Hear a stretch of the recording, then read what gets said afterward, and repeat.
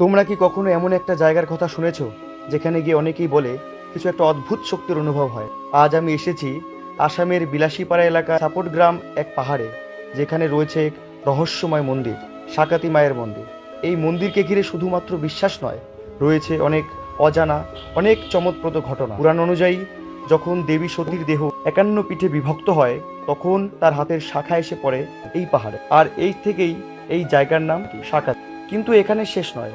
লোকজন বলে এই মন্দিরে যে যা মানত করে মা তাকে খালি হাতে ফেরায় না। আরও আশ্চর্যের বিষয় হলো, আবার অনেকেই দাবি করেন যদি কেউ অসুস্থ শরীর নিয়ে এখানে প্রবেশ করে তাহলে সে মন্দির প্রাঙ্গণে হঠাৎ অসুস্থ হয়ে পড়ে। কেউ বলেন এটা মায়ের অলৌকিক শক্তি, আবার কেউ বলেন এই জায়গায় এমন এক শক্তি আছে যা মানুষের শরীর আর মনকে এক আলাদাভাবে প্রভাবিত করে। শুধু তাই নয়, অনেকেই অনুভব করেন এই পাহাড়ে উঠতে উঠতে হঠাৎ এক অদ্ভুত শক্তির নীরবতা, চারপাশে যেন এক অন্যরকম শক্তির উপস্থিতি। আমি নিজেও এখানে একটি মানত করেছিলাম, আর বিশ্বাস করো আমি তার ফলও পেয়েছি। তাই আজ আমি তোমাদের শুধু ভিডিও দেখাচ্ছি না, আমি চাই তোমরা নিজেরা অনুভব করো এই জায়গার সেই রহস্যতা। শেষ পর্যন্ত দেখো আর ভাবো এটা শুধু বিশ্বাস নাকি সত্যি আছে কোনো অজানা শক্তি।